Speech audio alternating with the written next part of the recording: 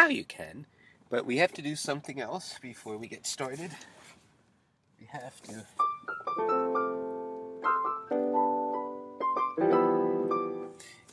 we want to be recording the piano keyboard through this recorder, so I have to hook it up. Do we have a little bit more light? Can we see a little bit better? No, that's as bright as it's going to be. Sorry, everybody. It's all right. It's intentional. So you can't see everything. It's who needs to? I mean, why? It's partly for my own sake. Because you see, when we do this kind of paro production, when we make things like this, when we p-quad them, that's p to the fourth, p-quad, though it is spelled like the ship in Moby Dick, for various reasons which we could perhaps go into at some future time, but not now, that's for sure. We've got to hook this baby up. You can see here, see the it's a little confusing because there are two things here, right? There's this is the part that goes into the recorder, and this is the part that goes into the keyboard. That's what I'm going to do.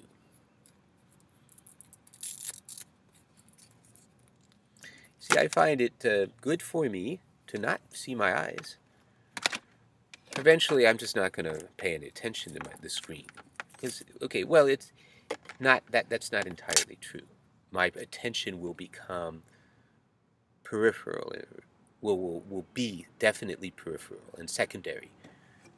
It will not be in any way, it won't come to the fore as something I need to be doing, looking in the mirror to see. I mean, it is like a mirror, it is. Plug this in, plug the keyboard in. Was I using the batteries the whole time? Okay, good. Okay, so now we need to plug this into here. I'd like to put the earplugs in.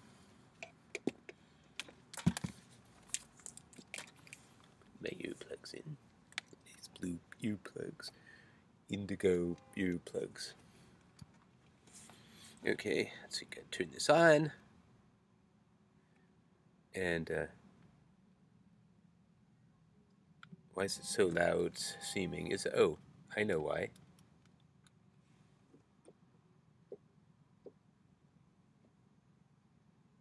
Okay. Okay, so here we go. I'm going to turn this on. Okay, so now, whatever happens on the keyboard, we will hear, and it's synchronous. Oh, that's too loud. I know, because I put this up. Oh, I need a flashlight. Let's see what I'm doing here. I could use this weirder one. This one I kind of like because it goes into my mouth.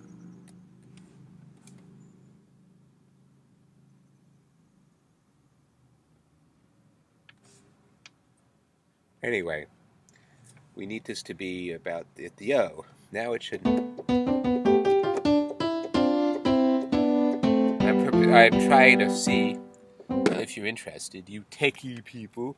See on my recorder here, that light on the top will blink if it's too loud. You see, that's when when it gets distorted. We want to try to keep it below that. So kind of keep our eye out on that.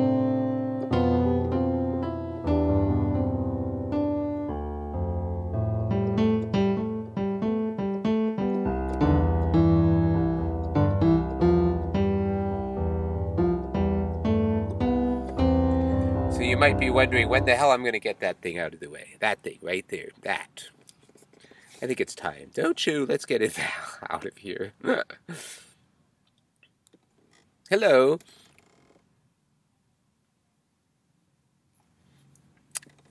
This is another dispatch. Paratopian dispatch. The last one I think was C54, like car 54, where are you? So I think this one will be C54W.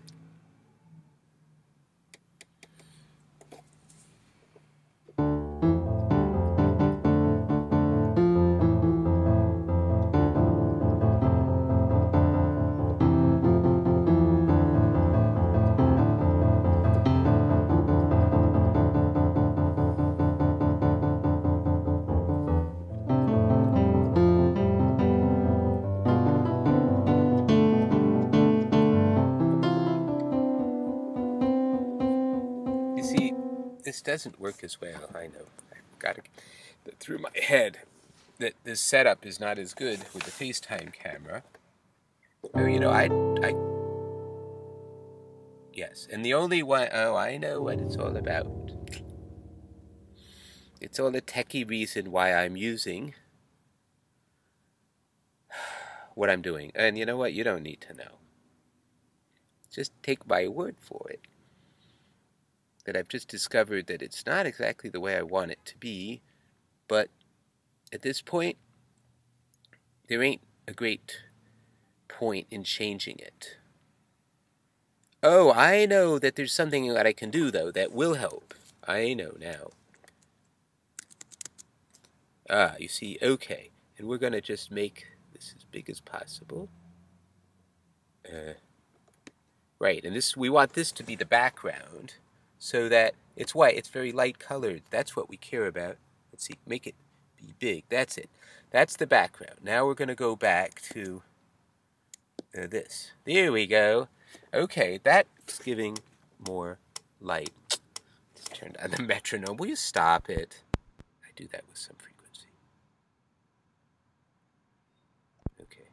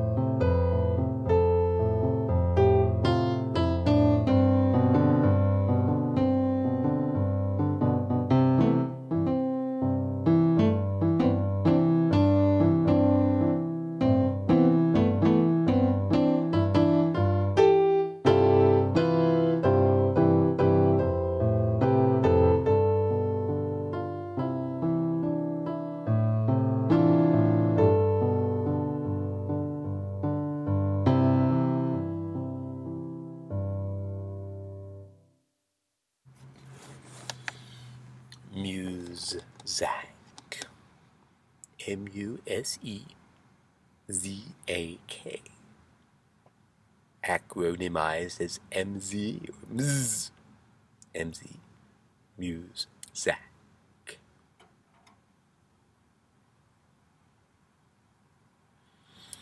It's one of the things we do. We muse.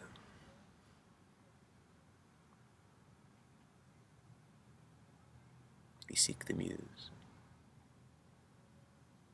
the inspiration.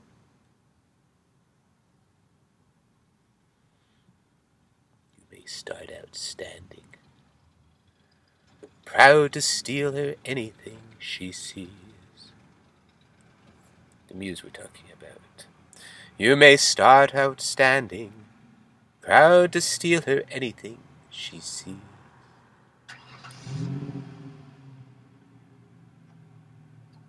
But you will wind up peeking through a keyhole down upon your knees. She never stumbles. She's got no place to fall.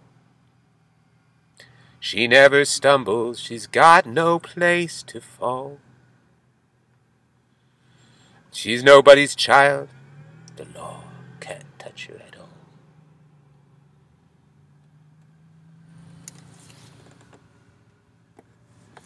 She's got everything she needs.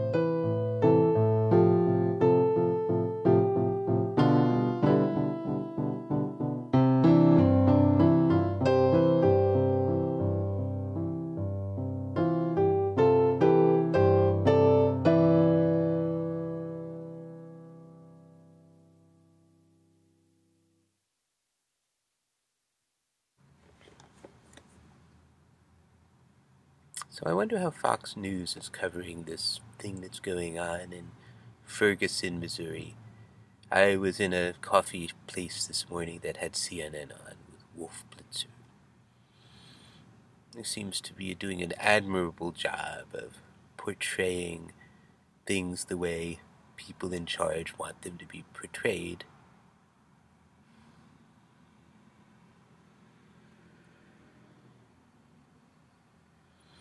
As opposed to the people who are behind the scenes, who don't really care how the world is portrayed, just as long as it's not clear to people what the people running things are actually doing, how they're doing it, who they're doing it to, what their mechanisms are. Because if we were to discover those things, uncover, let the world see for itself, let that be the new form of entertainment. Let's all watch on January 1st, 2017. Life as we have captured it in all sorts of places where the things that go on behind closed doors. Except just as the things that go on in our lives are open because we tell the purveyors of computer widgets and wadgets who we are, where we are, what we buy, what we think, what we're interested in, who we're talking to, blah da da boo da da, why did we, and we just give it all up, just like that.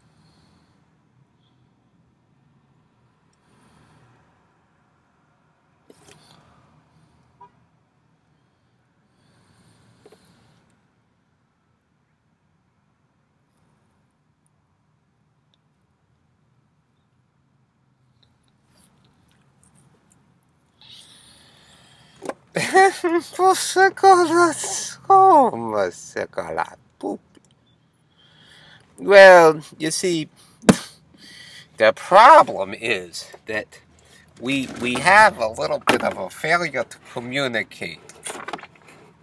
That was before old Blue Eyes got one of his blue eyes shot out. Ha!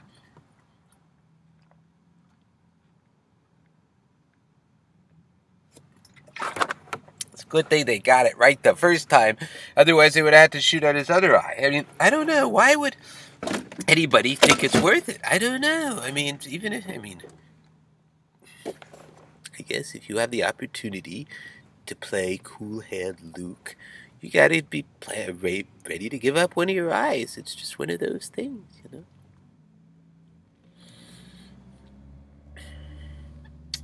If you don't know what I'm talking about, look up the movie Cool Hand Luke and find out what happens to Paul Newman's eyes after the famous words that he states is, "What we have here is a failure to communicate." Oh! There goes one of the blue eyes. I'm glad I have another one.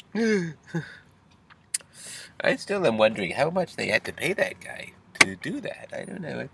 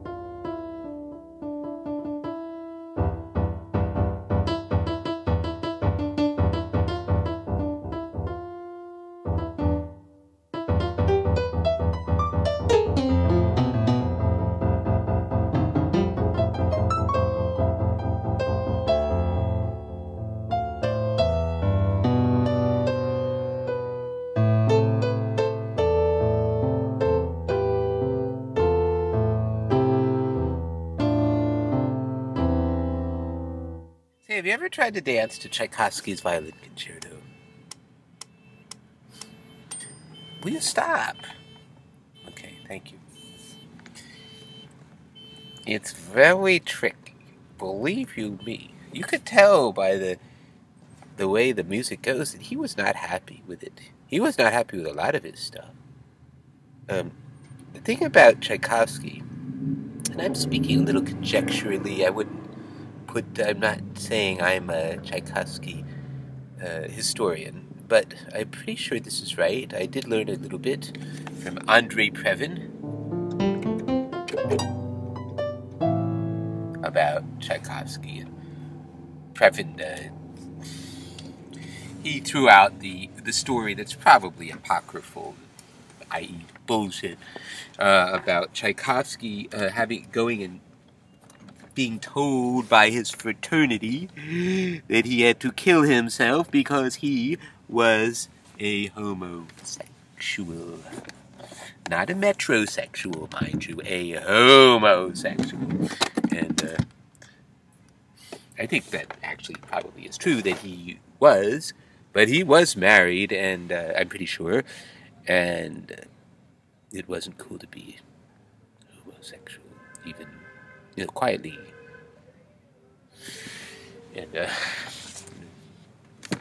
apparently, well, the story goes that his fraternity, and apparently in Russia at the time, you belonged to a fraternity for life if you were of a certain class. Fraternities were part of who you were. It's how you get into certain circles. Remember, this is feudal, well, imperial Russia with the emperor, Russian emperor, it's, they had a pretty layered society, and I think people had to go through certain things to be in certain layers, In addition to being born into something, you got to do certain things. So being in a fraternity, I think, was standard. And anyway, the story goes is that they got wind of his homosexual activities, I guess, or desires, and they called him to their lair and said, "Do whatever you want, but get yourself dead soon."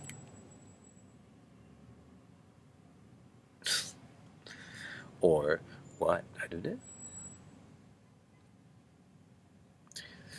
I don't know. I have a feeling it was just... The way he stated it was pretty clear that it wasn't...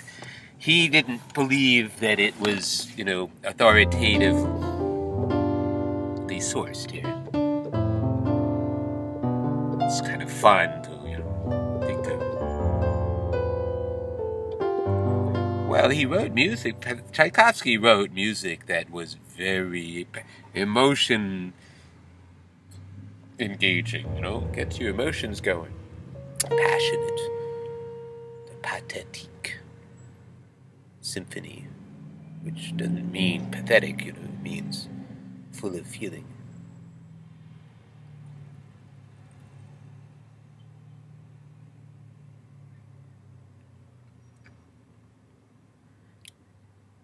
I don't have it quite in my head what it is. I have snippets, but to give voice to them would just confuse all of us. It would make me feel, oh, that's not right. I wouldn't want to do it, and you wouldn't want to. It wouldn't help you know what I'm talking about. And it's his sixth symphony, I think, was named the Pathétique because of its great, just amazing ability to get you feeling. So Tchaikovsky himself he probably was a quite passionate man, although maybe very repressed, and only through music was he allowed. And his violin concerto, unlike such as his Pathétique of Symphony or his Fifth Symphony or his piano concertos, yes, which are very, just flow with beauty and pathos. I mean, just great feeling, and it just, you just go, whoa, go on. He really had a knack for incredibly accessible themes. But he wasn't all that good at kind of overall structure. He wasn't a real... he wasn't the kind of thinker that Brahms was. And he apparently was quite jealous, envious of Brahms, and made lots of nasty comments about Brahms. But he was, because Brahms has this ability, I guess, he's dead.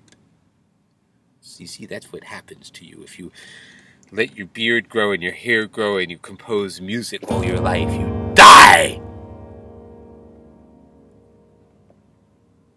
It's not a big deal since it would happen anyway. It's just that that's one of the consequences of living in general, you know.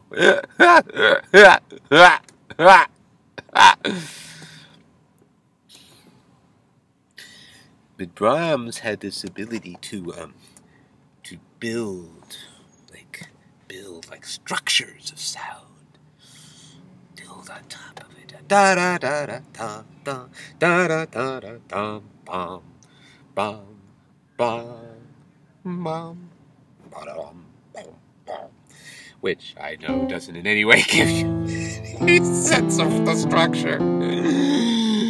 It's just, is that from his second or fourth symphony? Those are the two that I find the most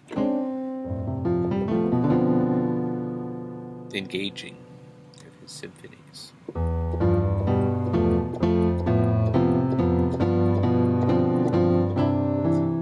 And then, of course, there's his violin concerto, which is much more pleasant to dance to than Tchaikovsky's.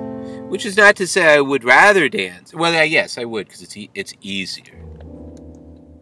Tchaikovsky's violin concerto is just full of... You could tell he hated it. He just couldn't make up his mind what he wanted. He kept changing. And for somebody like me who just does that all the time anyway, it's not a sign that I hate what I'm doing. I just kind of move on from one thing to the next really quickly. But that wasn't Tchaikovsky in general. He was a brilliant, he didn't have the structure, the overarching kind of structures that Brahms did, but he put together these symphonies and concerti and so on that were very well structured, maybe not so fancily, not sophisticatedly, I guess, as Brahms. But I think Brahms was like much more mathematical. He whether he thought in terms of math or not, he was more like a clockwork, able to put his musical thoughts into a clockwork kind of structure. Whereas I think Tchaikovsky was just brilliant at taking the tunes in his head and orchestrating them and having them come out sounding wonderful, and he could put it together in a very reasonable way. It's not as if he didn't understand structure or anything. You could see it in his violin concerto that I don't know if he's reaching. He's a little sick of his facilness, I think. It's like, oh, people love the stuff that I just throw out. What about the stuff that I really work hard on? Nobody likes that stuff. They just like the easy stuff. And I think he decided, I'm going to do this violin concerto. I'm going to do it my way. And then he couldn't figure out what he wanted. So he put things together, and of course it's Tchaikovsky, so it sounds amazing. Every moment you're in is amazing. It's just that you're doing something, all of a sudden, we're doing something else now. We're doing something else now. We're doing something else now. It's actually very good exercise for improvisational choreography. Something I engage in quite a bit.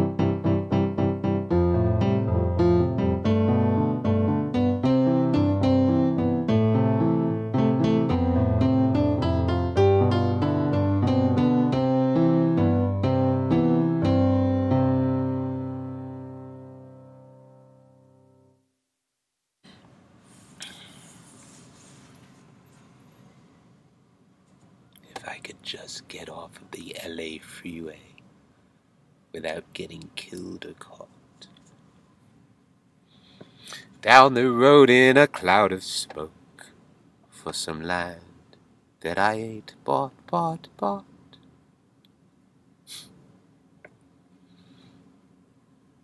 Say goodbye to the landlords for me, man. Single landlord, I think. Sons of bitches always bore me. Throw out those LA papers. Hold a box of vanilla wafers. Adios to all this concrete. Gonna get me some dirt road back street. If I can just get off of that LA freeway without getting killed or caught. Down the road in a cloud of smoke for some land that I ain't bought. Mm-hmm.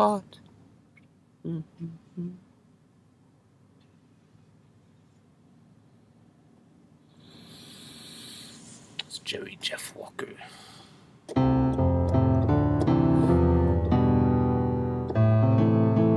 I believe is the one who wrote. Yes, he is the one who wrote Mr. Bojangles.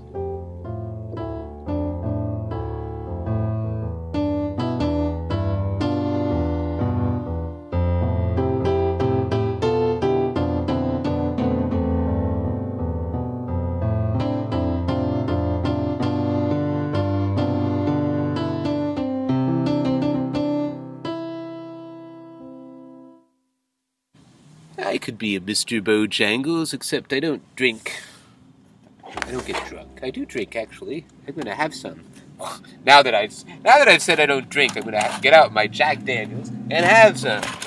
But I drink very little, actually, at a time. No, this is this is port. I got the wrong thing. That's all right. I'll have some port. It's another thing to drink very slowly.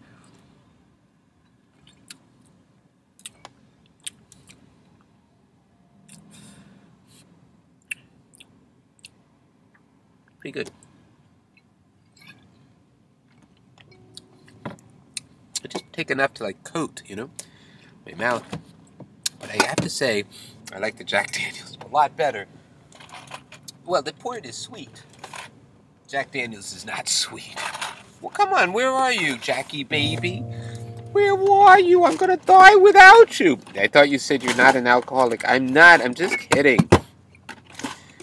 But I just want to have some Jack Daniels. That's all I want. Oh, no, I'm not going to have any Jack. Oh, screw it. I don't give a shit. I'll have some water instead. I mean, this is actually 200 proof alcohol. It's really intense.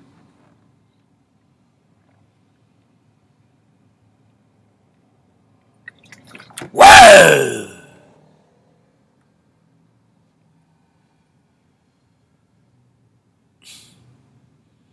I'm not blind. But then it can't be 200 proof alcohol. This says what? It says for water only. Ew. Oh, no wonder that kick seemed a little artificial.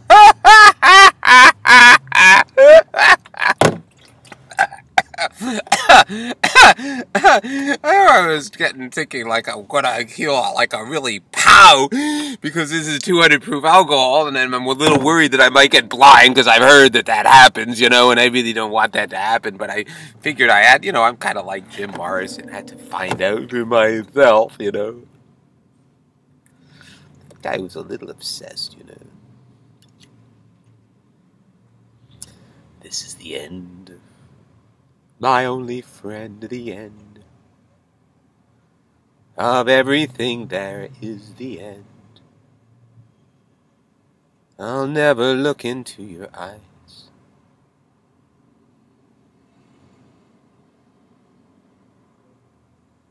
again. Can you picture what will be?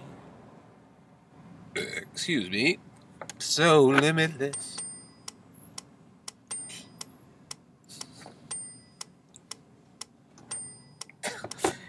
Come on, baby boo. Do we have to have this? What is this?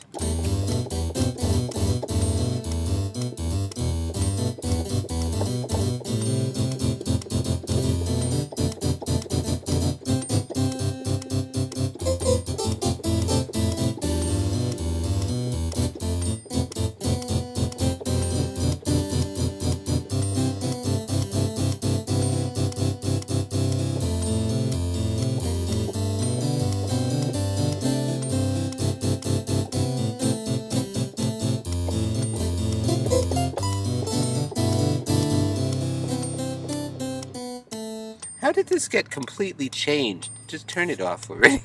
I didn't want any of that shkaboopy. I never use a metronome. I don't have any idea what my timing is, and I don't care. I've decided it's not important. What I do with music is the same as I do with dance. It's the same as I do with everything. It's the same as I do with life. Oh, come on. Why are you being so difficult? Wait, am I okay with all this? This is, it's making me feel very nervous because I keep feeling my earplugs getting pulled. I have to have them on so I know what the keyboard's doing, because remember, the keyboard is not, it's not on for you to, but we can hear it. It's going straight into my guy over here. And so then the blue, okay, so remember the black is coming, this one's coming from the keyboard, and the blue is going into my ears. So I know whether it's on. Right now it's not even on, so I gotta turn it on. Well, I turned it off to get rid of that stupid metronome, which was tricky. I'd never had heard it. I've only heard the simple metronome. I don't know how to do it to make it. Why didn't I?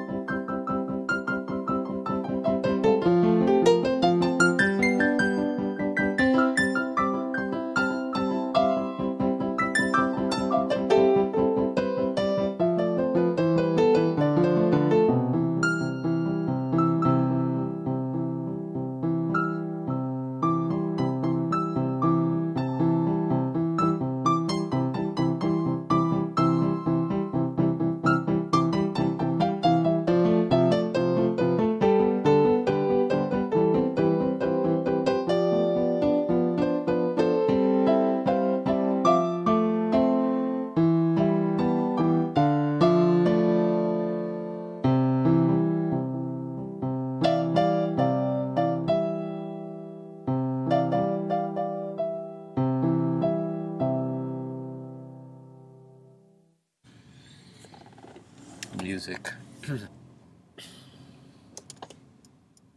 Truly a balm for the soul.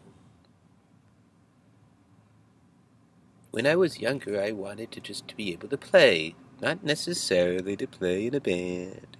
To be able to play specific songs. I just wanted to play. To be able to sit down and feel the joy of just making some music, whether anybody else likes it or not. Whether I like it, they make music that I like. It's nice. Even if it doesn't sound so good, I'm making music.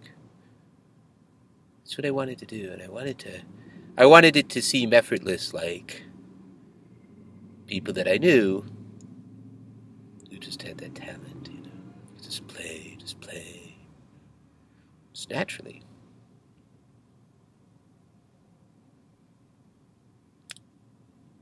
And I've learned how to do that. It's just very exciting. I learned it in the second half, the beginning of the second half of my life, or the second century, second half century, assuming, well, the second, yes. If we measure my life from the moment I was born for another first century, which may include my being dead for part of that time, that's very possible. On the other hand, it seems possible that I might be alive in the 100 years from the time I was born. I wouldn't mind that, but I don't think it's necessary, you know. I think life is just what it is. And the more we can just live the life we have, the more we allow ourselves to live the life we have, who we are, be who we are, the more we find we start making decisions that actually have an effect on how our lives go. It's kind of one of those paradoxes. The more we give in to what we don't have control over, the more things go our way, because we are doing things that are within the larger flow. We're accepting that there are things that are just never going to happen, and that there are other things that are going to happen whether we want them to or not. And when we can sort of really take that in on a moment-to-moment basis, we begin to say, okay, there's nothing I can do about that. As much as I might want to, there's no sense in my wasting time.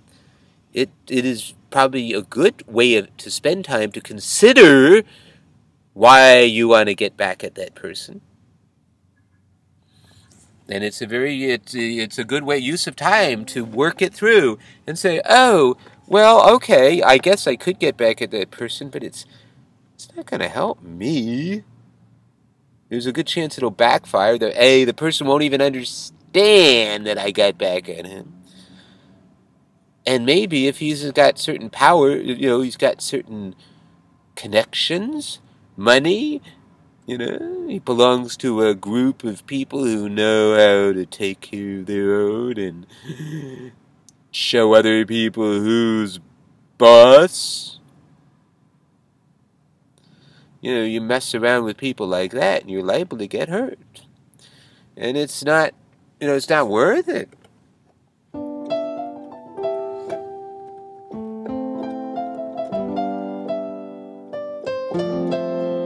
I'm talking to myself right now. I mean, I'm talking to you.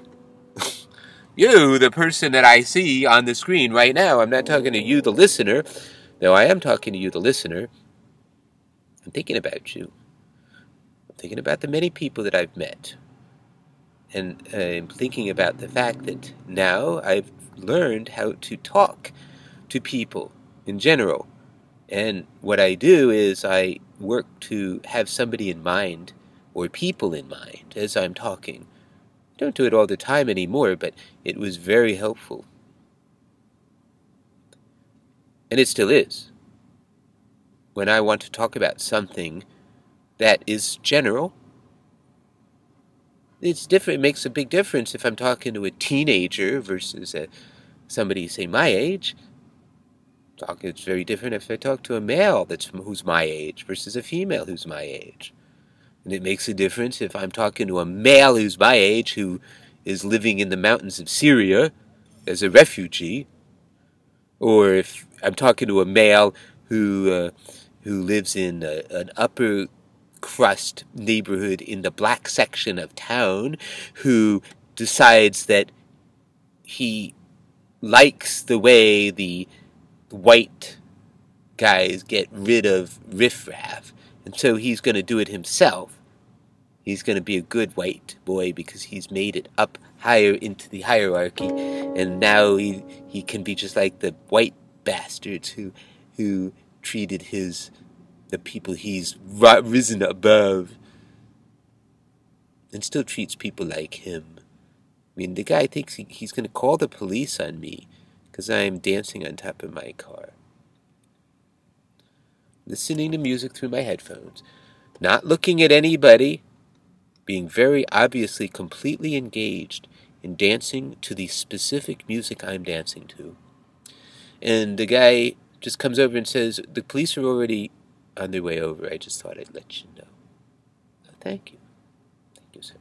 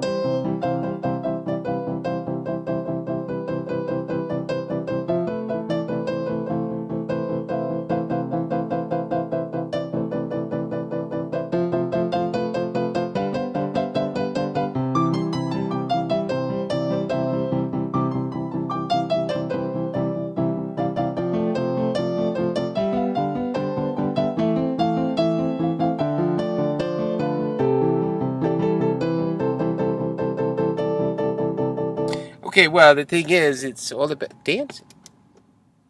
I have been threatened,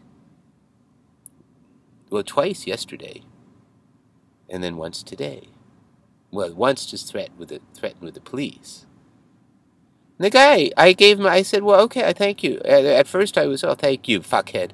I didn't say fuckhead, I just said, oh, and you're warning me. Oh, thank you very much. But you're calling the police. And this guy, he just squirmed out of everything. He just lied about what he was doing. Something about calling the police, but they have been called, they haven't been called. He probably didn't call the police because he wouldn't want them to come. Because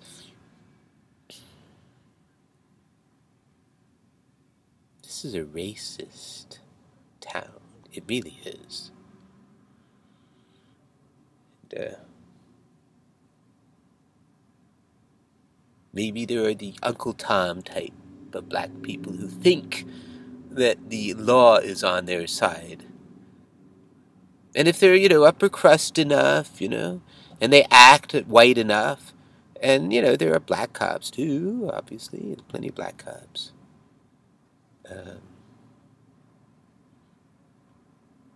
They can be part of the whole enforcement group.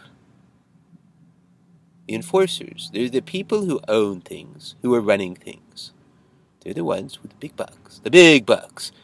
And in control of corporate entities. It's not just people being billionaires. It's corporations that work together. And we don't have to talk about some sort of weird conspiracy theory or nothing. Just talking about the fact that businesses work together, which is perfectly normal. People work together. So if you got Gigundo companies, ExxonMobil, and you got Rupert Murdoch's empire, and you've got oil. Well, we're already in the oil thing. You got the fact that there are only two big investment firms left: Goldman Sachs and Morgan Stanley. There are only two. Only two. Sure, there are little guys. Only two big guys left. That has an effect. It's an effect. But anyway, I mean, those guys are working with, they're powerful in the whole banking industry. Of course, is Morgan Stanley and Goldman Sachs more powerful than J.P. Morgan Bank? Put together with various other banks of the world? I mean, the banking industry is made up of a rather limited number of extraordinarily wealthy people, and then even more extraordinarily wealthy corporate entities. We have to remember that. We're not just talking about people with their individual wealth. We're talking about the fact that these same people are in control of so much more. So much more. They're the ones deciding that we should have endless war, and we should not worry about destroying our environment. That's it. That covers it, right? It's sort of like the two hot button issues in American politics. They're really important things that we've got to deal with right now. And since we can't ever come to agreement on such things, it means they're good guys. And they are bad guys.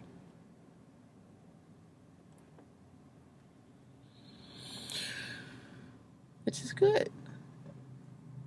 Because we could tell you that if you want to be with us, the good guys, and you go along with us, and you make sure that we're elected, you go along and say, yes, it's not a real choice when the Democrat and the Republican are both only there by dint of winning the money game. The combination of money and personality. Some people are just better politicians than others, so that's part of how a person like Obama is just a better politician than Mitt Romney. My God, Mitt Romney was an idiot, and John McCain. They're idiots. It's too bad. I used to think, it's almost time to stop. That's right. Our dispatches are 1 hour long, and I have 15 seconds left. So I'll tell you I'm Marcel. Sometimes my brother, I'm sorry. B-R-E-T-H-E-R. That's it. Bye.